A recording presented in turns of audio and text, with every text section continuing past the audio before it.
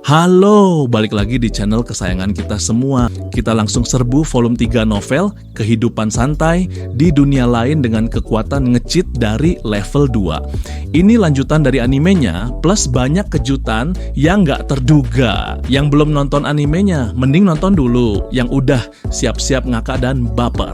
Tapi sebelum itu, jangan sampai lupa pencet tombol like, share, dan subscribe. Udah semua, keren, langsung aja kita mulai ceritanya. Ratu Pusing 7 Keliling. Cerita ini dibuka dengan Ratu Elizabeth Clearrode yang lagi mumet gara-gara kelakuan bapaknya. Clearrode mantan raja. Bayangin aja bapaknya kabur bawa duit kerajaan, ninggalin utang segunung. Ratu nemuin banyak banget kejanggalan di pembukuan, kayak ada yang sengaja ditutup-tutupi. Wah, korupsi nih. Ratu langsung perintahkan penangkapan, tapi bapaknya udah ngilang duluan. Licin kayak belut. Sementara itu, Flio kita ini lagi sibuk ngurusin kasus penipuan di kota Houto. Banyak toko yang kena tipu, barang bagus ditukar sama yang KW super. Parahnya, barang palsu ini susah banget dilacak sumbernya. Flio pakai sihirnya buat ngecek, dan hasilnya mengejutkan. Penasaran? Di tempat lain ada sekelompok orang lagi diskusiin bisnis haram mereka. Mereka ini yang nyebarin barang palsu lewat pedagang grosir. Biar nggak ketahuan, mereka pakai sihir ilusi tingkat tinggi. Tapi mereka mulai ketar-ketir juga nih, takut ketahuan. Mereka nyebut-nyebut teman dari barat. Siapa tuh? Boralis, kapten pengawal kerajaan, nggak tinggal diam. Dia mimpin pasukan kesatria cewek buat menggerbek markas komplotan penipu. Tapi ternyata markasnya udah dipasang jebakan. Untung ada penyihir di tim mereka, jadi jebakannya bisa diatasi. Tapi mereka malah ketemu sama banyak demi human. Setelah susah payah, Boralis dan pasukannya nyampe di ruang bawah tanah.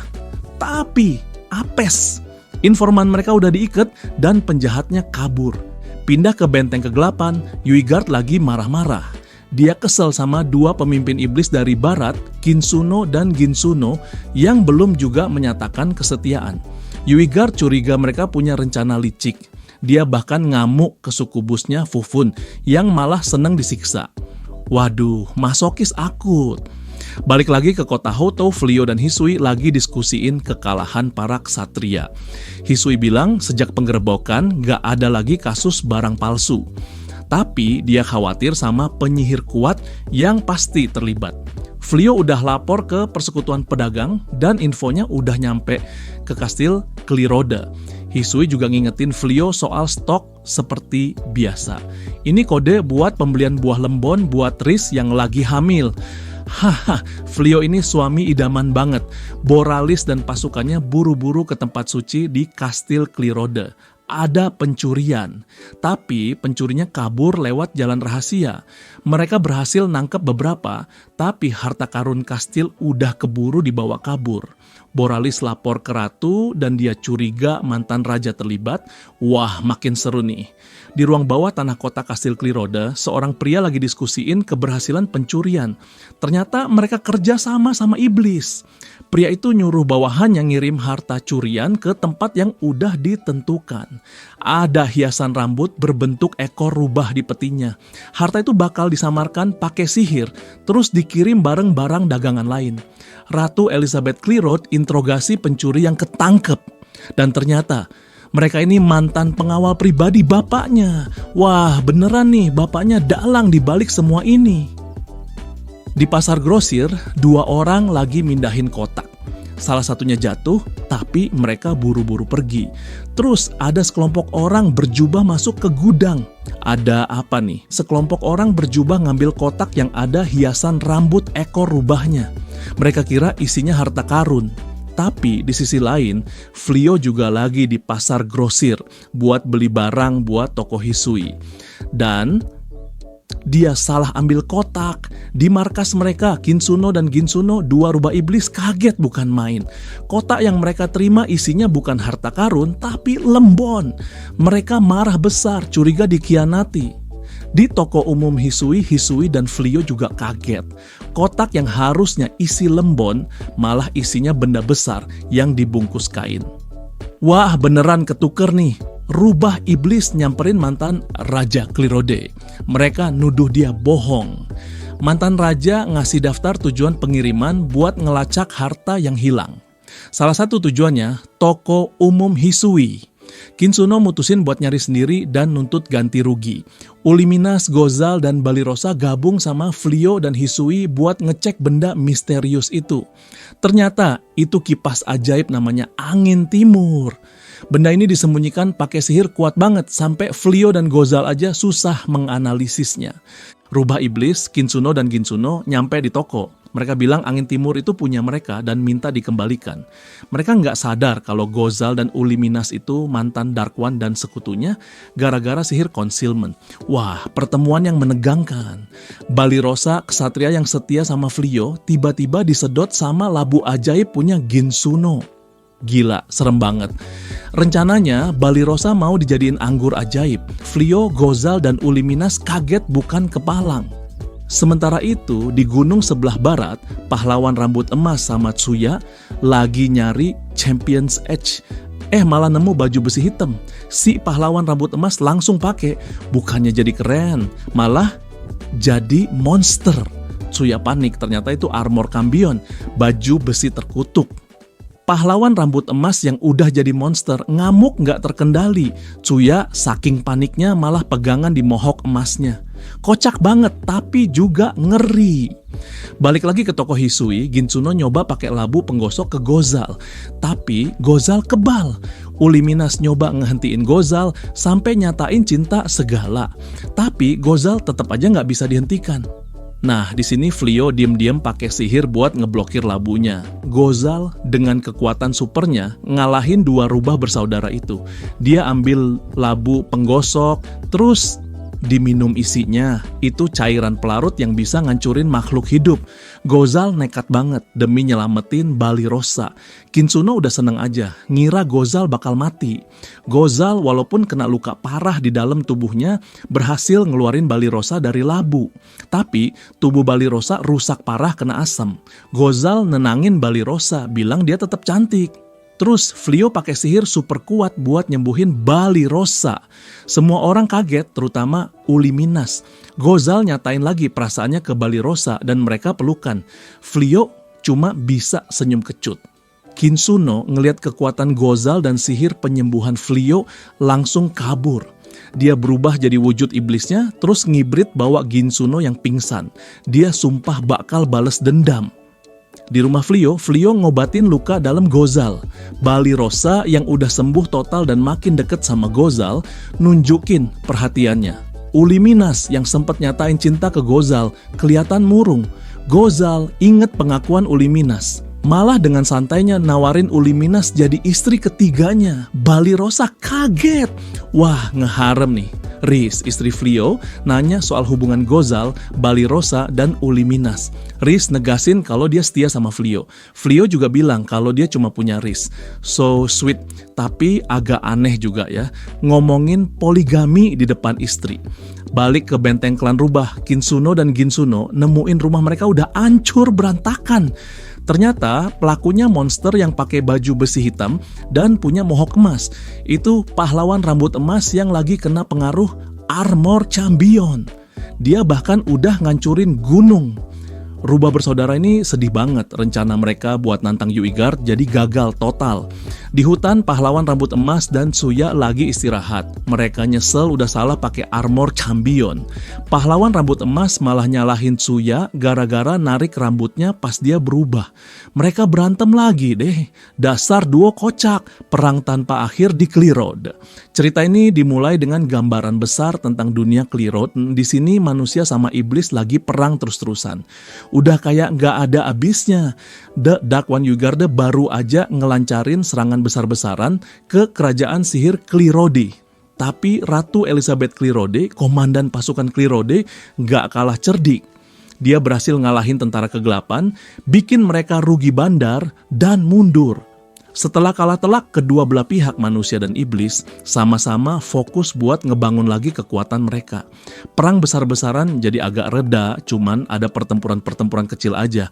Kayak lagi pada ngumpulin tenaga gitu deh.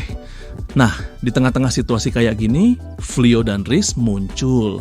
Mereka lagi jalan-jalan di hutan naik gerobak yang ditarik sama Saibe, si Psycho Bear.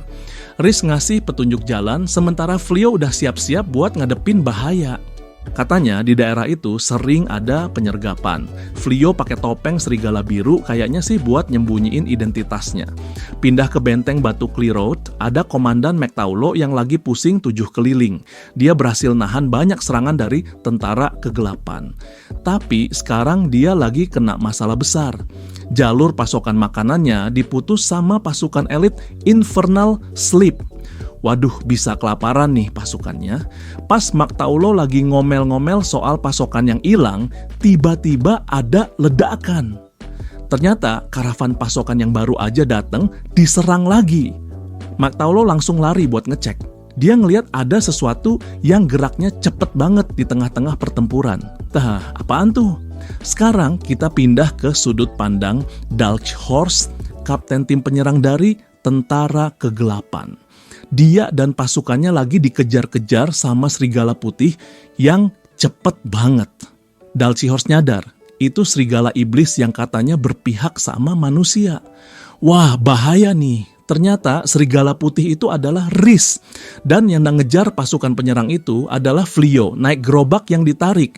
Saibi, gila, pasangan ini emang gak ada duanya. Salah satu tentara penyerang seekor Firesteed mutusin buat ngelawan.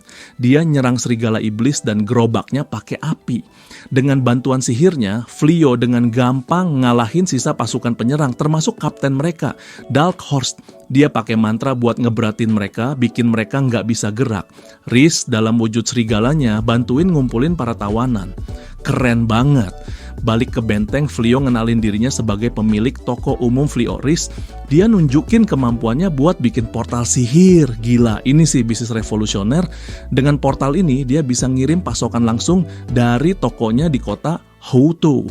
Dia juga ngenalin McTaulo ke Uliminas, bendahara Catfolk dari perusahaannya. Flio ngasih McTaulo kristal berbicara buat komunikasi jarak jauh. McTaulo kaget dan kagum sama kemampuan sihir Flio. Setelah ngurusin pasokan, Flio balik ke hutan, tempat para penyerang yang ditangkap ditahan. Riz, Hia, dan Damalinas, dua yang terakhir pakai topeng serigala buat nyembunyiin identitas mereka, lagi jagain para tawanan. Hia dan Damalinas udah nyembuhin yang luka-luka. Flio nyamperin kelompok itu, terus nanya siapa kaptennya. Dalkhorst nunjukin dirinya. Flio jongkok buat ngomong langsung sama Dalkhorst.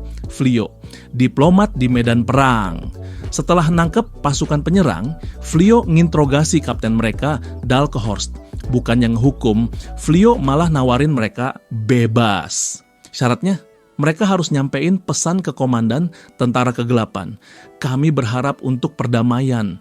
Gila, Flio ini bener-bener anti-mainstream. Dalkhorst nggak punya pilihan lain, akhirnya setuju. Flio pakai sihir teleportasi buat ngembaliin mereka ke markas.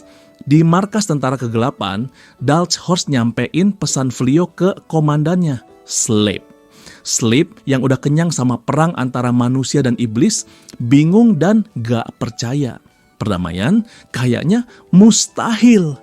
Balik ke toko umum Flio Riz, Hia dan Damalinas nanya ke Flio kenapa dia ngelepasin pasukan musuh. Flio bilang nyampein pesan perdamaian itu penting. Terus percakapan mereka ngarah ke hubungan Hia dan Damalinas. Riz ngegodain mereka soal sesi pelatihan di Mindscape. Hia dan Damalinas langsung pergi buat lanjutin pelatihan. Kayaknya ada apa-apa nih. Baileri, mantan ksatria yang sekarang kerja di toko, ternyata punya ketertarikan sama hubungan romantis dan seksual. Dia ngebayangin yang enggak-enggak soal Hia dan Damalinas. Waduh, toko Flio rame banget sama pelanggan. Ada sekelompok ksatria dari Kastil Clearrode yang kagum sama kualitas peralatan di toko. Ternyata Flio bikin peralatan itu dari bahan langka dan dikasih sihir kuat. Balirosa, Grenil, dan tim pemasoknya balik ke toko. Mereka berhasil ngirim pasokan, walaupun sempat diserang perampok. Terungkap juga, tim pemasok Grenil itu dulunya mata-mata Tentara Kegelapan. Mantan mata-mata dan ksatria terpikat. Bab ini dimulai dengan mantan mata-mata Tentara Kegelapan, pendengar senyap yang sekarang kerja buat Flio. Balirosa, mantan ksatria yang dikagumi, juga kerja di toko. Ini bikin beberapa ksatria yang lagi berkunjung jadi terpesona, tapi juga jiper sama Gozal. Ya Gozal dan Uliminas berantem soal kelakuan Gozal ke pelanggan. Kocak banget. Balirosa nyelesain laporannya, terus ngilang ke ruang belakang. Para ksatria yang naksir, dia jadi kecewa. Blossom dan Billeri, juga mantan ksatria, ngomentarin soal ketertarikan para ksatria ke Balirosa. Si B dalam wujud kelinci unicorn ikutan nimbrung. Di Kastil Kliroda, Ratu Elizabeth Kliroda nerima laporan dari Kapten Ksatria Boralis. Dia seneng banget denger Benteng Timur berhasil dapat pasokan berkat toko umum Flioris. Ratu minta pertahanan kerajaan diperkuat. Salah satu pengikut Ratu ngasih tahu soal kurangnya informasi dari pantai Kalgosi. Keluarga bangsawan di sana nggak ngasih laporan. Ratu nyuruh Boralis ngirim utusan ke sana, walaupun perjalanannya bakal lama banget.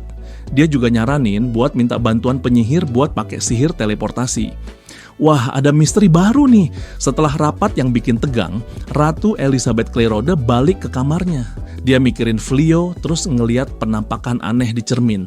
Dia ketakutan.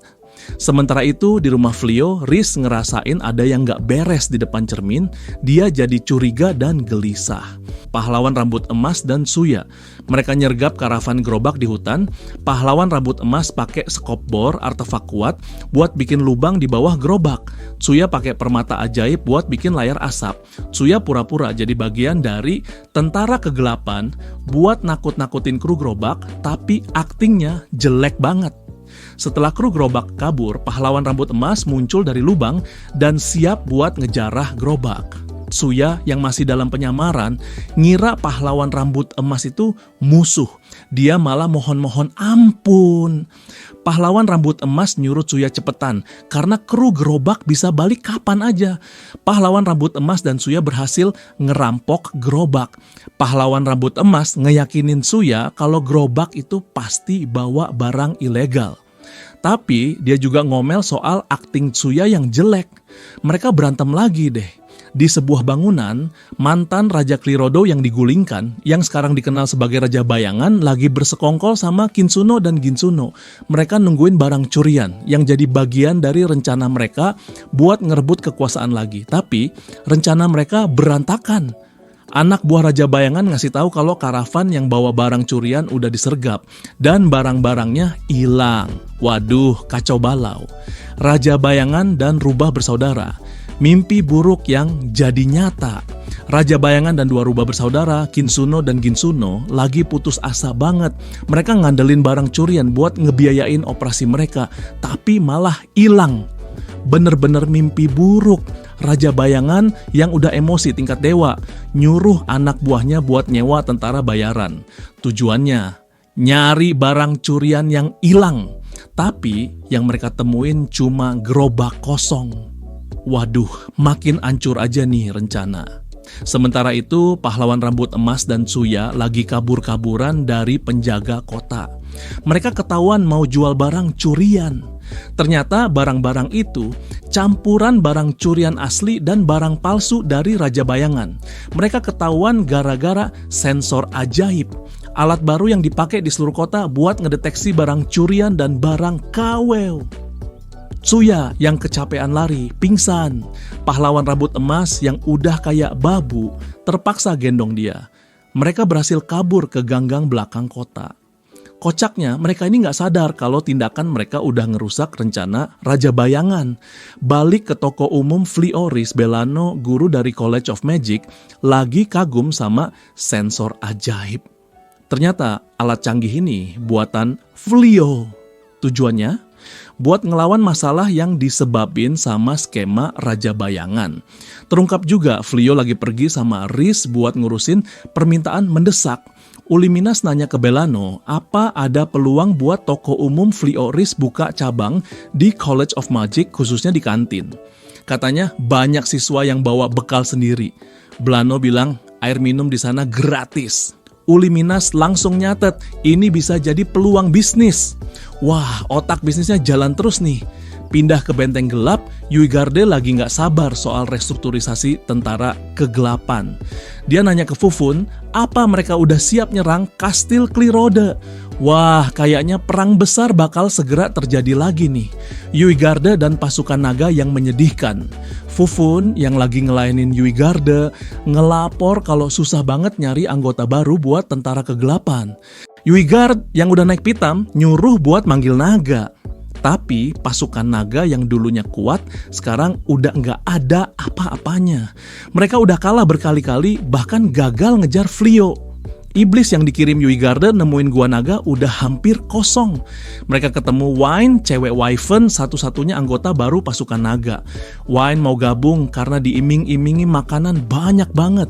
Ini nunjukin kalau dia punya nafsu makan yang luar biasa. Fufun susah nyari naga karena reputasi Yui Garde yang jelek dan kekalahan terus-terusan. Wine satu-satunya yang mau gabung, itu pun karena makanan. Tapi nafsu makan Wine yang gila-gilaan malah bikin persediaan makanan tentara kegelapan makin tipis. Ditambah lagi, Flio udah ngerusak operasi penjarahan mereka. Wah, bener-bener apes nih Yui Garde. Wine, cewek naga yang punya nafsu makan kayak monster, bikin tentara kegelapan pusing 7 keliling. Dia nambahin masalah yang udah numpuk. Ini nunjukin kalau tentara kegelapan itu udah nggak beres dan penuh masalah internal. Secara nggak langsung, cerita ini ngebandingin kepemimpinan Flio sama Yui Garde dan Gol. Flio walaupun nggak sengaja berhasil ngehambat Yui Garde buat ngumpulin pasukan. Caranya, dia ngerusak operasi tentara kegelapan. Ini nunjukin kalau Flio itu lebih jago walaupun dia santai-santai aja. Fufun yang udah stres ngadepin Yui Garde nyoba ngebujuk Wine. Dia janjiin makanan kalau Wine mau ngehancurin Kastil Clayrode. Wine berubah jadi Wyvern terus terbang keluar bikin lubang di langit-langit benteng. Tapi Wine yang kelaparan gara-gara jatah makannya dikit malah pingsan di hutan. Flio dan Rice yang lagi mau nganterin pesanan ke Kastil Clayrode nemuin dia. Mereka sadar kalau Wine itu naga, terus nawarin dia makanan. Wine yang udah kayak orang kesurupan pas makan daging langsung berterima kasih sama Flio dan Rice. Dia manggil mereka kakak dan mama. Rice yang awalnya cemburu jadi bingung. Flio yang emang baik hati nawarin Wine kerjaan di tokonya. Imbalannya makanan dan gaji. Wine setuju berubah jadi Wyvern terus terbang balik ke benteng kegelapan. Di sana dia ngadepin Yui Garde yang lagi marah. Dengan santainya, Wine bilang dia berubah pikiran soal nyerang kastil Clayrode. Yui Garde makin gila dong. Wine yang udah nggak tahan sama kurangnya makanan, ngelawan Yui Garde. Dia terang-terangan berhenti dari tentara kegelapan, terus kabur lewat jendela. Yui Garde cuma bisa marah-marah nggak jelas, nggak bisa ngapa-ngapain. Rice yang lagi masak daging buat Wine kaget pas tahu Wine nggak pakai baju di balik kainnya. Rice langsung nyuruh Wine pakai baju yang bener. Wine yang takut nggak dikasih makan akhirnya nurut. Wine akhirnya resmi nerima tawaran kerja dari Flio. Dia bilang udah berhenti dari kerjaan sebelumnya tapi dia terlalu sibuk makan buat jabat tangan sama Flio. Rice yang nggak tahu apa-apa soal kerjaan Wine sebelumnya marah banget pas denger Wine diperlakukan buruk. Dia pengen nonjok orang yang bertanggung jawab. Cerita ini ditutup dengan Yui Garde yang lagi kena flu ngomel-ngomel soal masalah yang lagi dihadapi tentara kegelapan. Mulai dari Wine yang kabur sampai susahnya mereka buat ngendaliin keadaan. Apes banget. Cinta segitiga di toko, Uliminas, Balirosa, dan Gozal. Ceritanya pindah ke toko Flio dan Rice. Uliminas, Balirosa, dan Gozal lagi tugas jaga toko. Uliminas ngurusin pelanggan, Balirosa ngerapihin rak, dan Gozal jadi penjaga yang gak kelihatan. Ternyata Gozal diem-diem naksir Balirosa. Dia ngagumin kecantikan Balirosa pas lagi kerja. Uliminas yang nyadar jadi cemburu. Dia berharap Gozal merhatiin dia juga. Sementara itu Balirosa juga pengen diperhatiin Gozal, tapi dia mikir itu gak mungkin. Wah, ini sih cinta segitiga terpendam. Pindah ke Billeri yang lagi ngurus peternakan kuda. Hia dateng ngucapin terima kasih karena udah dipinjemin buku. Ternyata buku itu dari koleksi rahasia Billeri, isinya tentang roman antara cowok dan cewek. Billeri malu banget dia nyoba ngeles, tapi Hia malah tertarik sama koleksinya. Dia nawarin buat tukeran buku yang dia dapat dari dunia lain. Billeri yang awalnya nolak langsung penasaran pas lihat judul bukunya The Princess and the Horse Rider. Wah, kayaknya bakal ada perkembangan menarik nih. Pindah lagi ke depan rumah Flio. Blossom kaget pas tahu Monty, salah satu pekerja pertanian goblin, punya keluarga besar banget. Istrinya 1, anaknya 15. Monty minta izin buat bawa keluarganya ke peternakan. Blossom yang baik hati langsung setuju. Dia bilang, Tuan Flio nerima semua orang, gak peduli rasnya apa. Håkon Håkon, goblin lain, curhat kalau dia sedih gak punya keluarga. Blossom kaget lagi. Pas keluarga Monty datang, Blossom dan Håkon Håkon shock lihat jumlahnya. Istri Monty khawatir tinggal deket manusia, soalnya lagi perang. Blossom nenangin dia, ngenalin Gozal. Gozal dulunya Gol yang ditakutin, tapi sekarang kerja buat Flio. Gozal berubah jadi iblis sebentar buat buktiin identitasnya. Istri Monty akhirnya tenang. Bagian ini nunjukin kalau Flio itu bener-bener inklusif dan nerima semua orang. Dia bikin lingkungan yang aman dan nyaman buat semua, bahkan buat mantan musuh. Keren banget. Cerita pindah ke kereta kuda yang lagi ngebut ke pantai Calgosi. Di dalamnya ada para ksatria, pahlawan rambut emas, dan Tsuya. Para ksatria nggak nyaman sama baju Tsuya yang minim. Mereka nyoba ngajak ngobrol, nanya soal ketemu bandit. Tsuya dengan gaya ngomongnya yang khas bilang kalau mereka dikejar bandit, bahkan setelah barang-barang mereka dicuri atau ketahuan palsu. Pahlawan rambut emas dan Tsuya duet penipu ulung. Di jalan raya menuju pantai Calgosi, pahlawan rambut emas dan Tsuya lagi beraksi. Mereka berhasil nipu para ksatria buat nganterin mereka ke pantai Calgosi. Caranya, pahlawan rambut emas manfaatin daya tarik Tsuya buat ngalihin perhatian para ksatria dari cerita bohong mereka. Tapi Tsuya yang emang ceplas-ceplos hampir aja ngebocorin rahasia mereka. Pahlawan rambut emas langsung mukul kepalanya biar dia diem. Wah, ini sih bener-bener dua penipu ulung. Pahlawan rambut emas makin kesel sama kelakuan Tsuya. Dia ngingetin Tsuya buat lebih hati-hati. Ini nunjukin kalau mereka ini licik dan gak bisa dipercaya. Para ksatria yang gak tahu apa-apa malah setuju buat ngawal mereka. Secara gak langsung mereka ngebantu pahlawan rambut emas dan Tsuya kabur dari masalah. Pindah ke benteng kegelapan. Yuigarde yang masih kesel gara-gara Wine kabur, dapat semangat lagi pas Fufun ngasih tahu soal bajak laut manusia yang ngegunain jasa iblis. Yuigarde yang emang haus darah, langsung mutusin buat mimpin sendiri pasukan elit buat ngerekrut para iblis ini. Dia nggak peduli sama saran Fufun buat hati-hati. Ini nunjukin kalau Yuigarde itu gegabah dan cuma mikirin kesenangan pribadi. Bener-bener bos yang bodoh. Ada percakapan rahasia antara dua orang misterius di bayangan ruang singgasana. Mereka lagi ngerencanain sesuatu buat manfaatin Yuigarde. Ternyata mereka sengaja ngebocorin informasi soal bajak laut biar Yuigarde keluar dari benteng. Salah satu dari mereka bahkan rela mati buat ngejalanin rencana ini. Percakapan rahasia antara dua orang misterius di bayangan ruang singgasana lanjut lagi. Mereka seneng banget karena berhasil manfaatin Yuigarde. Mereka sengaja ngasih informasi soal bajak laut biar Yuigarde keluar dari benteng.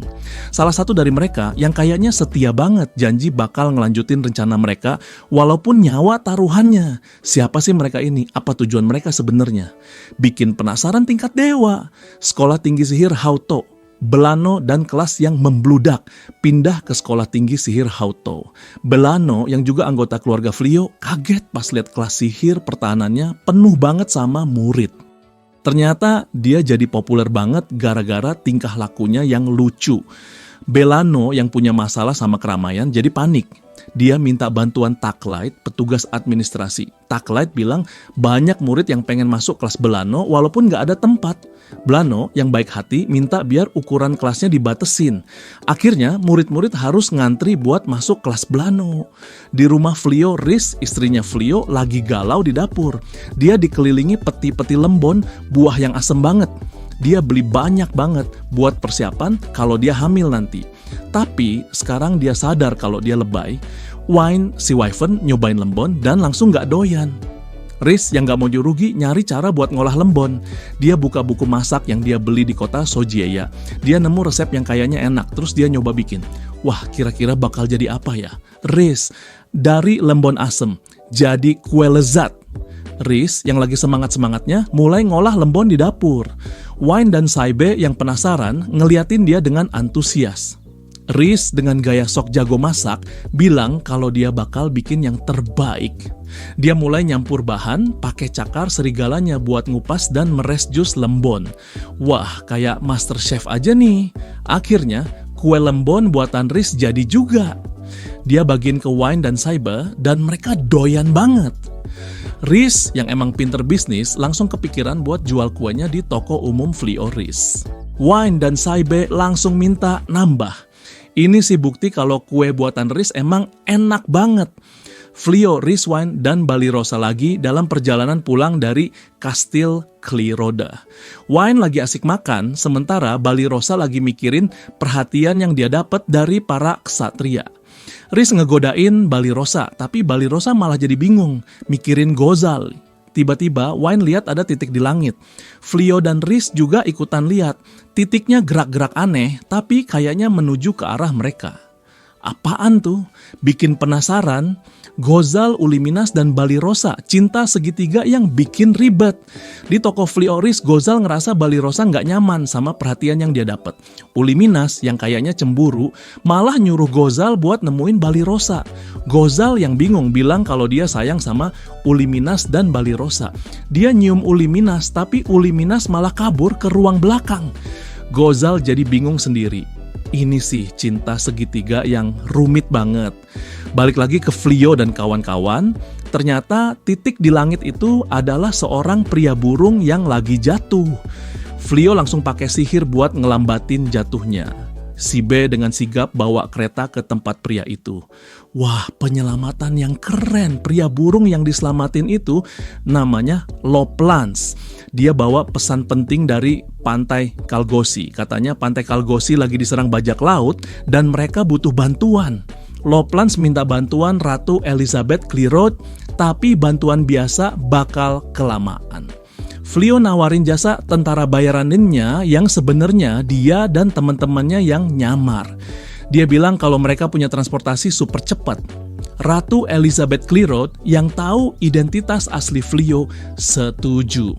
Loplans seneng banget. Flio dan kawan-kawan plus Loplans berangkat ke pantai Kalgosi naik kereta Siba. Loplans yang udah kecapean ketiduran di pangkuan Balirosa. Flio pengen pakai fly buat ngecek keadaan di depan, tapi Rhys nggak setuju. Dia pengen ikut buat jagain Flio. Wine nawarin buat nerbangin mereka pakai wujud wyvernnya. Flio awalnya pengen pakai fly, tapi Rhys ngotot pengen ikut. Wine juga nawarin bantuan. Akhirnya mereka semua mutusin buat pergi ke pantai Kalgosi. Flio dan kawan-kawan balik ke toko. Di sana mereka ketemu sama Granil, Bailery, Uliminas, Hia, Damalinas, Blossom, dan Gozal. Saiba ketemu Blossom dan mereka langsung mesra-mesraan. Hia dan Damalinas ngomongin soal kombinasi antara Blossom dan Saiba bikin Damalinas malu. Gozal tiba-tiba muncul bikin Balirosa kaget. Uliminas dan Gozal mulai berantem soal kemampuan Balirosa bikin Balirosa makin stres. Flio jelasin soal situasi di pantai Kalgosi dan minta bantuan mereka semua. Loplans juga minta bantuan. Dia bilang situasinya gawat banget. Gozal ngenalin Loplans sebagai Rook, spesies burung yang kuat. Uliminas komentar soal potensi Loplans, tapi dia bilang Loplans masih muda. Loplans ngakuin kalau dia masih muda, tapi dia janji bakal ngelindungin Countess Van Biel. Uliminas yang kayaknya tertarik bilang kalau dia bakal deketin Loplans kalau dia masih di Dark Army. Wah, ini sih kode-kode Uliminas dan Gozal. Adu mulut yang bikin panas. Uliminas tiba-tiba ngomongin masa lalu Gozal sebagai Dark One bikin Gozal kesel. Uliminas bilang kalau dia ngelakuin itu biar Loplans percaya sama mereka. Flio jelasin kalau kelompok mereka kuat banget, ada mantan anggota Dark Army, Jin, Grand Magus of Midnight, binatang ajaib, dan mantan ksatria. Rhys juga ikutan pamer kekuatan. Rencananya Flio, Rhys, Gozal, Hia, Damalinas, dan Loplans bakal ke pantai Kalgosi naik Wine dalam wujud wyvern. Tapi Loplans ngotot pengen terbang sendiri dalam wujud ruhnya. Dia bilang dia bisa lebih cepat dari Wine. Wine dan Loplans jadi kayak anak kecil. Aduh, cepet-cepetan. Loplans dalam wujud ruhnya kaget pas tahu Wine bisa nyusul dan ngelewatin dia dengan gampang. Loplans, si burung yang sok kuat tapi loyo. Loplans yang tadinya sok-sokan bisa ngalahin Wine, ternyata gak ada apa-apanya. Dia kelelahan dan gak bisa ngimbangin kecepatan Wine.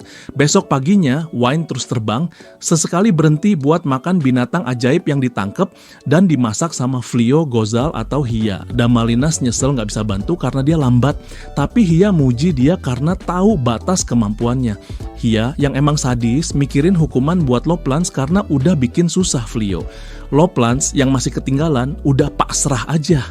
Loplans yang udah kecapean pingsan di udara dan jatuh. Flio yang sigap langsung nyelamatin dia pakai teleportasi. Hia ngomel gak ngomel ke Loplans karena udah bikin masalah. Rhys yang baik hati nengahin dan ngingetin Loplans buat gak ngulangin kesalahannya. Flio mikir-mikir apa perlu ikut campur ngurusin kelakuan Loplans. Gozal bilang biarin aja, itu pelajaran buat dia. Gozal lihat kalau mereka udah deket pantai Kalgosi dan di sana lagi ada pertempuran. Pantai Kalgosi diserang bajak laut sadis. Pantai Kalgosi lagi diserang sama armada bajak laut yang dipimpin Kapten Ed Sarge. Countess Junia Van Biel dan familiarnya Poseidon berusaha ngelawan, tapi mereka kewalahan dan kecapean. Kapten Ed Sarge, si bajak laut sombong yang ngeselin. Kapten Ed Sarge ngejek Junia, minta dia nyerahin Kalgosi. Junia yang marah, nolak dan janji bakal ngelindungin kotanya. Para bajak laut malah ngetawain dia, bikin Poseidon makin emosi. Poseidon nyerang para bajak laut, tapi Kapten Ed Sarge nyuruh anak buahnya pakai formasi khusus, bikin Poseidon kejebak. Kapal-kapal bajak laut nembakin Poseidon. Kayaknya Poseidon bakal kalah. Tapi tiba-tiba tombak Poseidon berubah jadi perisai dan ngelindungin Poseidon dan Junia dari tembakan meriam.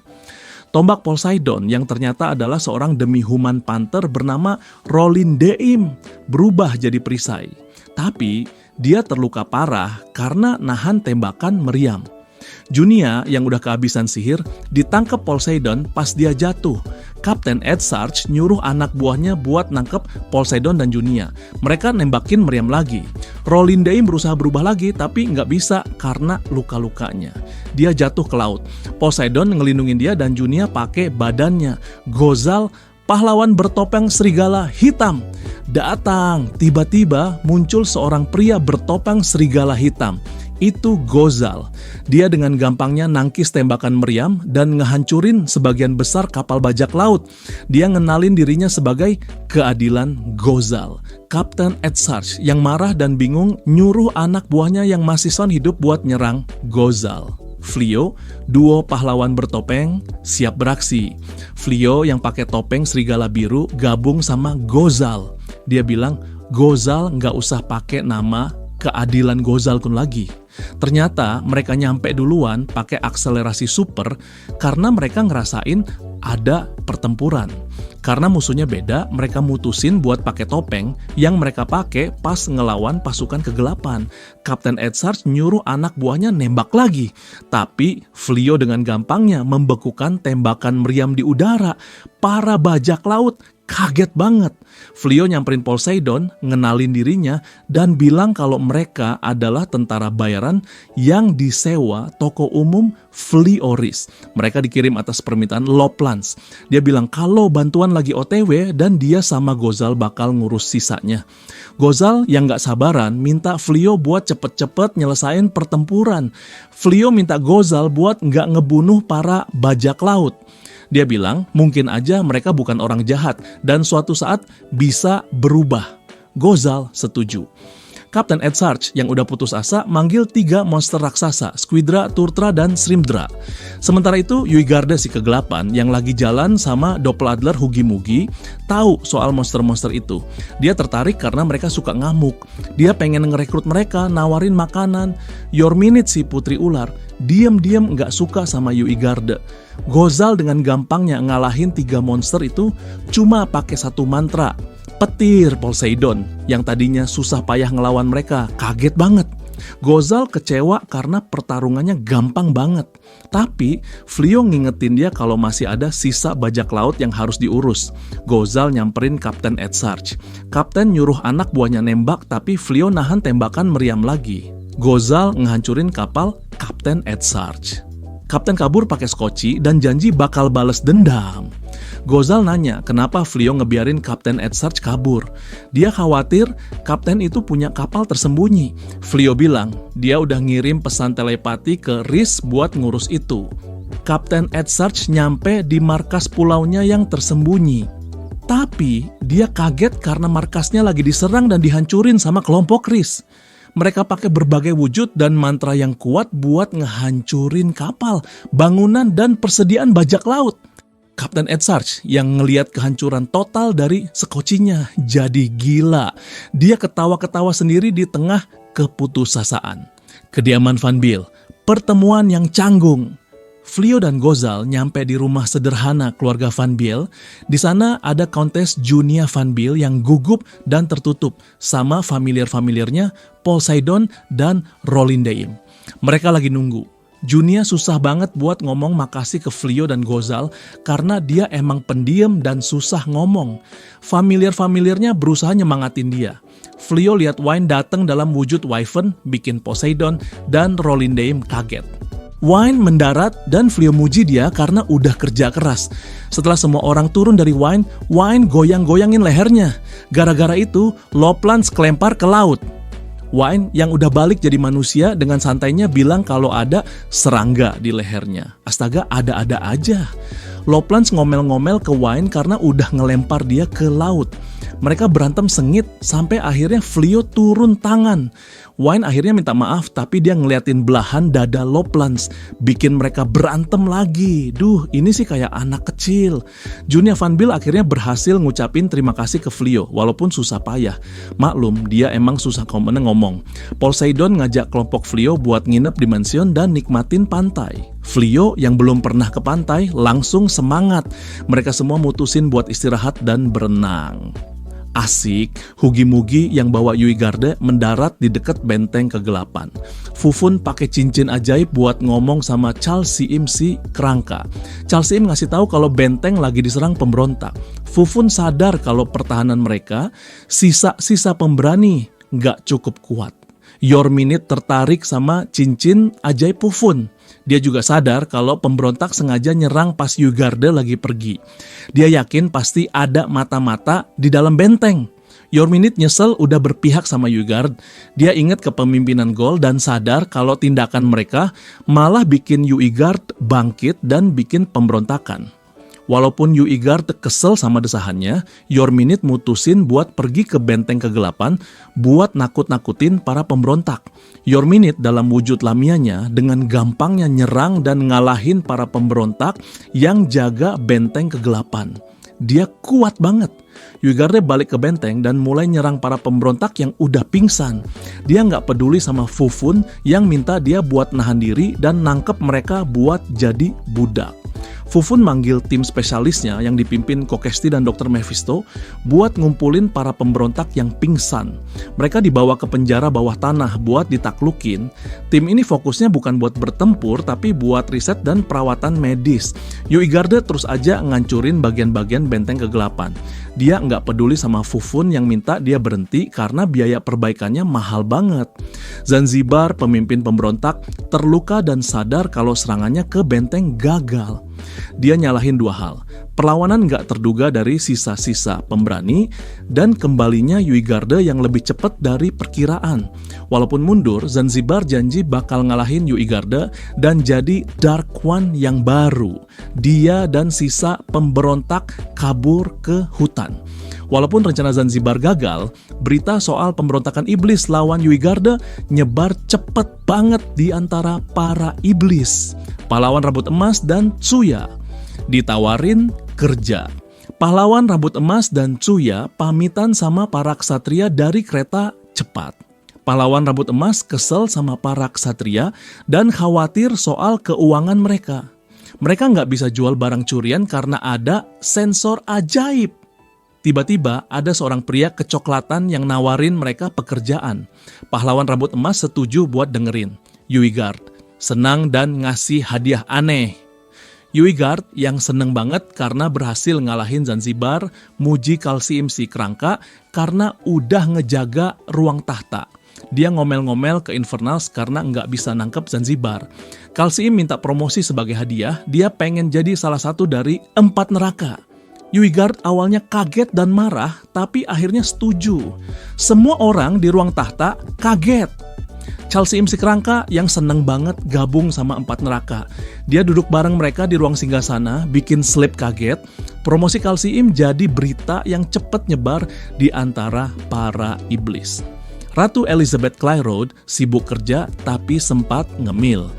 Ratu Elizabeth Clayrod lagi sibuk banget sama kerjaan kerajaannya. Dia susah banget nyari waktu istirahat. Dia mikirin masa lalu kerajaan yang kacau, termasuk ayahnya yang korup dan reputasi keluarga kerajaan yang jelek. Ratu Elizabeth Clayrod istirahat sebentar buat makan kue lembon dari perusahaan Flioris. Dia seneng banget sama rasanya dan kuenya bikin dia semangat lagi. Ratu Elizabeth Clayrod sadar kalau berat badannya naik. Dia mikir, ini gara-gara pola makan yang gak sehat, kurang olahraga, dan sering makan di pesta. Ratu Elizabeth Clayrod sadar kalau keamanannya sekarang dan kemampuannya buat mikirin hal-hal kecil kayak berat badan, itu semua berkat Flio dan pasukannya. Dia juga berterima kasih atas penemuan-penemuan kayak permata percakapan dan sensor ajaib. Dia benar-benar berterima kasih sama Flio. Flio ngomong sama Ratu Elizabeth Clayrod pakai permata percakapan. Dia ngasih tahu kalau urusan mereka di Kalgosi udah selesai. Flio dan Junia ngobrolin permata ajaib, bikin cemburu. Flio selesai ngelapor ke Ratu Elizabeth Clayrod lewat permata percakapan. Junia Van Biel yang emang demen banget sama sihir, penasaran banget sama permata itu. Dia nanya-nanya ke Flio sampai lupa sama rasa malunya. Rhys cemburu buta bikin ribut di pantai. Rhys yang udah pakai bikini nyamperin Flio dan Junia. Dia marah-marah karena lihat Junia deket-deket sama Flio. Familiar Junia berusaha nenangin Rhys. Mereka bilang kalau Junia emang susah ngomong.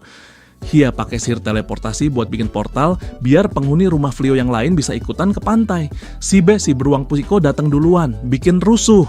Flio akhirnya minjem baju renang gede dari Poseidon, terus dipakein ke si pakai sihir. Poseidon yang kagum sama penghuni rumah Flio yang baru datang mulai ngomong yang aneh-aneh.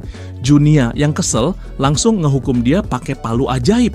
Junia dengan susah payah ngajak Flio ke festival nanti malam, tapi dia jadi malu banget. Rolin Daim akhirnya ngejelasin ke Flio kalau House Van Biel pengen ngajak Flio jalan-jalan di festival. Flio dengan senangnya nerima ajakan itu. Rhys lihat kalau Flio belum ganti baju renang, terus dia nanya kenapa. Rhys maksa Flio buat ganti pakai baju renang yang udah dia pilihin. Rolin Daim dan Poseidon ketawa ngeliatnya. Poseidon ngomong mesum lagi soal Rhys, bikin dia kena pukul palu lagi sama Junia. Grinil balik ke toko lewat portal yang dibikin Hia. Hia mikirin soal ketahanan manusia setelah ngeliat mereka seneng-seneng di pantai yang baru aja kena serangan. Hia dan Damalinas, momen mesra di tengah keramaian. Damalinas pengen latihan lagi sama Hia. Mereka ciuman terus janji bakal ngelanjutin nanti malam. Mereka berdua pergi ke pantai buat gabung sama yang lain. Flio dan Poseidon bawa barang-barang ke tempat di pantai. Poseidon bilang Flio dan Rhys harus seneng-seneng karena mereka tamu. Dia nawarin buat nyiapin semuanya. Flio dan Rhys seneng banget terus langsung ke air. Junia yang tadinya semangat jadi minder karena pantai rame banget. Dia ngumpet pakai sihir, cuma bisa dilihat sama Poseidon dan Rolin Daim. Mereka bilang pergi ke pantai pakai baju renang itu udah langkah besar buat Junia. Mereka berharap ini bisa ngebantu Junia ngalahin rasa takutnya sama orang-orang. Poseidon dan Rolin Daim sadar kalau Loplans hilang. Mereka mulai nyariin dia, mikirnya dia bareng sama kelompok Flio. Konfrontasi di warung makan, preman dihajar gadis kecil. Seorang pria burung beo bernama Monshu dan teman-temannya, Tian dan Balto, berusaha nipu seorang gadis kecil. Mereka minta ganti rugi karena baju Monshu rusak. Tapi gadis kecil itu dengan gampangnya ngehajar mereka. Loplans nemuin wine di antara warung-warung makan, dia ngingetin wine soal Monshu dan konglomerat Ramadoka. Wine yang cuma mikirin makanan, narik Loplans ke kios yakisoba dan minta porsi jumbo. Loplans terpaksa setuju buat beliin dia. Wine bilang sayang ke Loplans karena udah dibeliin makanan. Loplans jadi bingung dan salah tingkah karena dia ngerasa setia sama Countess Van Biel. Payudara Wine yang gede yang kelihatan jelas di baju renangnya bikin dia makin bingung. Monsu, Tian, dan Balto tergeletak di pasir. Babak belur abis dihajar Wine. Mereka nyesel udah gak berdaya dan mutusin buat nyari korban yang lebih lemah di masa depan. Mereka sadar kalau Wine itu naga. Tsuya dan pahlawan rambut emas. Jualan sobayaki. Tsuya yang pakai baju renang one piece yang seksi, narik pelanggan cowok ke kios yakisoba, pakai senyum andalannya. Dia ngebungkuk dalam-dalam bikin belahan dadanya kelihatan. Pahlawan rambut emas yang lagi masak mie ngomel-ngomel ke Tsuya karena dia khawatir sama penampilan pelanggan. Tapi dia bangga sama sobayaki khusus pahlawan rambut emasnya. Guchan, presiden Asosiasi Pedagang Pantai Calgosi, seneng banget sama bisnis kios yang makin rame. Dia nawarin buat ngasih pahlawan rambut emas dan Tsuya sebagian besar keuntungan. Dia ngakuin kalau mereka udah ngebantu banget buat ngisi kekosongan yang ditinggalin sama pemilik kios sebelumnya. Guchan muji pahlawan rambut emas karena udah jago banget ngurus kios soba yaki. Dia bilang, ini penemuan yang beruntung. Pahlawan rambut emas nanggepin dengan sombong, dia bangga sama kemampuannya. Bali Rosa, kagum sama laut, bikin iri. Bali Rosa yang pakai baju one piece berdiri di air dangkal, kagum sama ombak yang nabrak tebing. Uli Minas yang pakai bikini merhatiin dia dengan iri. Dia mikirin daya tarik Bali Rosa dan cinta Gozal buat mereka berdua. Uli Minas cemburu Gozal bertindak. Uli Minas nggak sengaja nunjukin ciri-ciri kucing nerakanya. Gozal langsung nutupin dia pakai jaket. Gozal terus ngebopong Uli Minas terus dibawa ke Bali Rosa. Gozal ngangkat Bali Rosa dan Uli Minas, nempatin mereka di bahunya. Dia pakai penyembunyian buat ngilangin kehadirannya, terus terbang keluar teluk. Dia nunjukin tanduk iblisnya, bikin Uli Minas kaget dan khawatir. Blossom dan Saiba jago berenang dan menyelam. Blossom dan Saiba yang pakai baju renang nyelam ke laut buat nangkep kerang dan ikan. Mereka jago banget berenang. Baileri muji mereka, terus mereka berdua balik lagi ke air buat nyari lagi. Riz yang lagi pakai ban dalam ngeliatin Blossom dan Saib dengan kagum. Flio narik dia di sepanjang air. Riz belajar renang demi Flio. Riz, walaupun jago renang dalam wujud serigala, ternyata susah payah pas renang dalam wujud manusia. Flio dengan sabar ngajarin dia, bilang kalau dia senang ngebantuin. Riz jadi semangat buat belajar renang, biar bisa bales kebaikan Flio. Percikan misterius di tebing. Poseidon lihat ada percikan gede di dekat tebing. Junia Van Biel yang biasanya pendiam jadi terpesona. Roliname seneng lihat Junia yang biasanya tertutup bisa nikmatin alam. Kapten Edsarch yang lagi ngumpet di dekat pantai ngerencanain serangan diam-diam ke festival. Dia mau nyulik Junia Van Biel dan nyuri barang-barang pengunjung festival. Dia nyamar jadi pengunjung biasa biar nggak ketahuan. Anak buahnya takut dan ragu sama rencananya, inget kekalahan mereka sebelumnya. Tapi Edsarch ngeyakinin mereka kalau rencana mereka bakal berhasil. Pas Edsarch mimpin anak buahnya buat nyerang, dia malah jatuh ke dalam lubang jebakan. Anak buahnya panik dan kabur, ninggalin rencana mereka. Tsuya buang sampah, nggak sadar ada yang kejebak. Tsuya yang lagi istirahat dari kerja di kios sobayaki nyampe di bukit tempat Edsarch jatuh ke dalam lubang jebakan.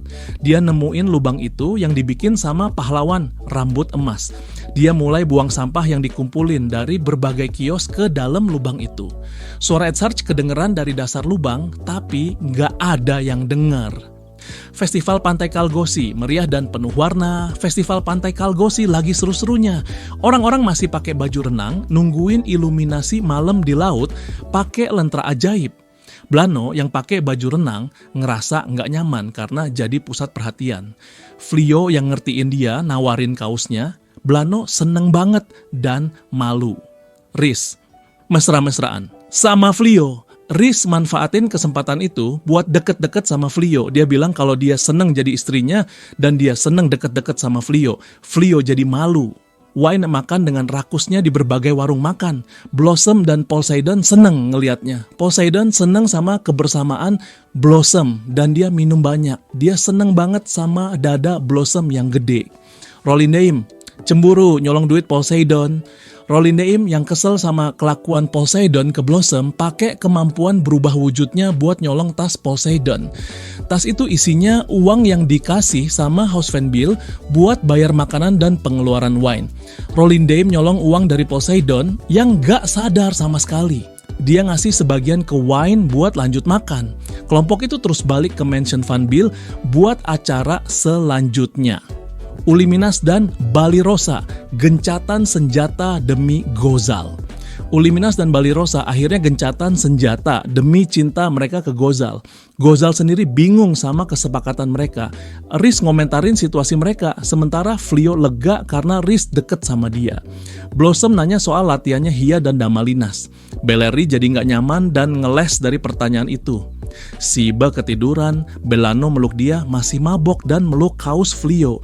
Junia Van Bill nunjukin karya sihir yang keren banget.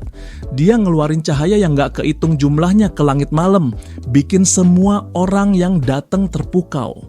Rolindeim dan Poseidon ngejelasin soal mantra sihir cahaya Junia.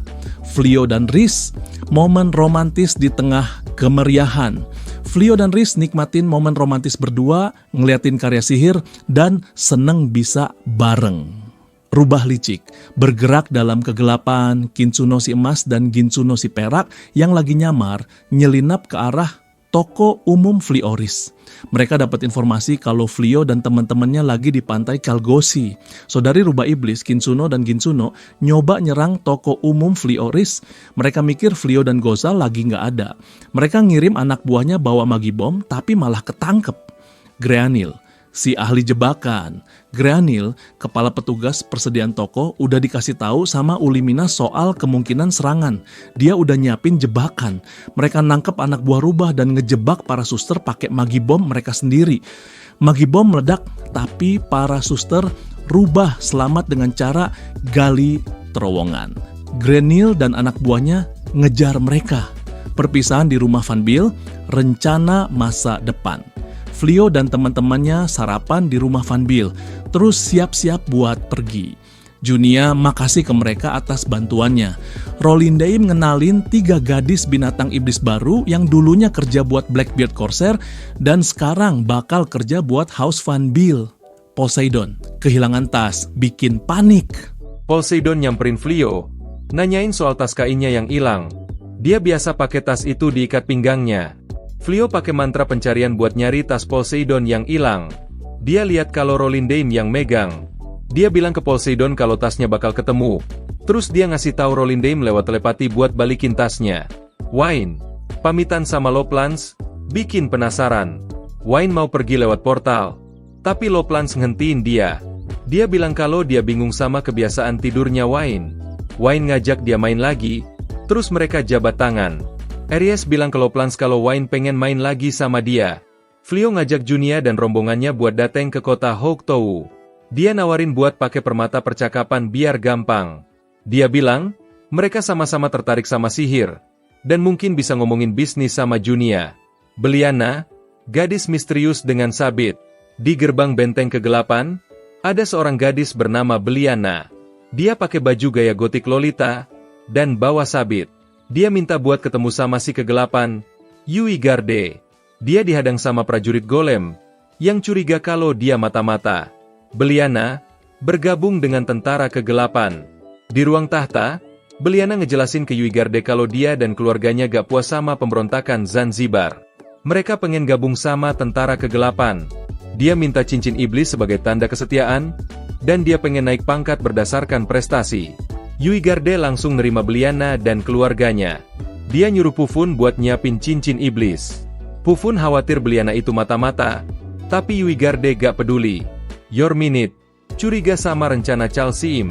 Yorminit mikir, jangan-jangan tindakan Chalsim itu bagian dari rencana besar buat narik pemberontak yang gak puas ke tentara kegelapan. Caranya? Janjiin promosi berdasarkan prestasi. Sementara itu, Chalsim lagi asik minum teh. Kayaknya gak tahu apa yang dipikirin Yorminit. Banyak pemberontak yang pindah ke tentara kegelapan, karena Chalsim dipromosin jadi infernal. Ini bikin tentara kegelapan makin kuat.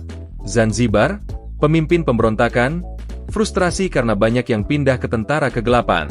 Dia mikir buat promosiin orang berdasarkan prestasi, tapi takut kehilangan dukungan dari para bangsawan. Pemberontakan melemah, tentara kegelapan makin kuat. Tapi, mereka masih belum bisa ngalahin pemberontak atau Klirode. Akhirnya, terjadi perang dingin antara tentara kegelapan dan pemberontakan. Ini ngasih Klirode dan umat manusia kesempatan buat hidup damai. Pahlawan rambut emas dan Suya ngobrolin kesuksesan dan lubang jebakan. Pahlawan rambut emas dan Suya, di dalam kereta pos, ngerayain kesuksesan kios festival mereka. Mereka ngobrolin soal insiden lubang jebakan, dan betapa bergunanya drill dozer shovel punya pahlawan rambut emas. Rubah licik, kabur dari kejaran Greanil. Saudari Rubah, yang gagal nyerang toko umum Flio Ries, dibakar dan dikejar sama Greanil. Mereka nyari perlindungan ke Raja Bayangan, yang bikin markasnya hancur. Greanil dan timnya ngejar Raja Bayangan dan Saudari Rubah, yang hampir aja lolos. Pengejaran terus berlanjut. Mactaulo lapor ke Ratu Elizabeth Klirode. Mactaulo ngasih laporan ke Ratu Elizabeth Klirode. Dia ngeyakinin kalau posisi mereka aman, berkat toko umum Flio Ries. Dia pengen toko itu dan tentara bayaran serigala bertopeng jadi bagian dari pasukannya.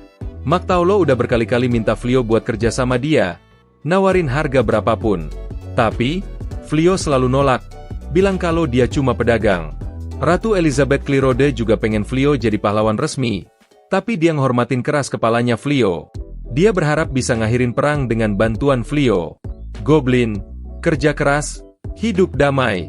Para Goblin, yang dipimpin sama Mounty dan Hohokton, bangun pagi buat ngerjain pertanian di depan rumah Flio. Blossom dan Shbebe dateng bawain makanan. Para Goblin seneng banget sama kehidupan damai yang dikasih Flio dan Blossom. Belano, jadi model, walaupun gak mau. Belano, seorang guru di sekolah tinggi sihir Hauto, dengan terpaksa setuju buat jadi model buat kelas seni proyeksi Metal Zombie. Banyak banget siswa yang dateng karena Belano populer, bikin Metal Zombie kaget. Bileri, pinjemin buku, rahasia, ke Hia. Bileri nyamperin Hia di rumah Flio. Setelah pastiin mereka cuma berdua, dia nawarin buku-buku ke Hia. Bileri ngasih Hia koleksi buku-buku sugestifnya, sebagai ganti buat versi lengkap The Princess and the Horseman. Hia dan Damalinas kaget sama isinya. Mereka mundur ke dunia pikiran Hia buat pelajari lebih lanjut. Kayaknya mereka mau fokus sama pelatihan sugestif. Wayne, Flio, dan Ries. Keluarga bahagia. Flio merhatiin nafsu makan Wayne yang gede banget. Gozal bilang, itu karena dia masih dalam masa pertumbuhan. Ries, yang baru aja balik dari berburu, kaget dengar kalau nafsu makan Wayne mungkin bakal stabil. Wayne bilang kalau dia sayang sama Flio dan Ries. Mereka bilang kalau Wayne itu anak mereka. Gozal, mikirin masa depan, bikin cewek-cewek ribut. Gozal mikirin soal punya keluarga sendiri. Ini bikin Balirosa dan Uliminas rebutan perhatiannya sebagai calon pasangan. Mereka berantem soal gimana caranya, bikin Gozal gak bisa ngomong. Kebahagiaan keluarga. Flio dan Ries bersyukur. Ries dan Flio mikirin soal kebahagiaan rumah tangga mereka, sambil mikirin masa depan. Wayne minta makan lagi, dan Flio serta Ries dengan seneng hati ngasih dia makan. Kesimpulan cerita, kehidupan santai di dunia lain dengan kekuatan ngeceat dari level 2, ini ditutup dengan manis. Ada intrik politik, pemberontakan yang melemah, pelarian rubah licik, dan yang paling penting, kebahagiaan keluarga Flio yang bikin iri. Ceritanya seru, lucu, dan penuh dengan momen-momen yang mengharukan. Oke, itu dia pembahasan lengkap dari gue, Billy Zone, soal novel, kehidupan santai di dunia lain dengan kekuatan ngeceat dari level 2. Jangan lupa buat like, komen, dan subscribe channel gue. Sampai ketemu di pembahasan cerita-cerita seru lainnya.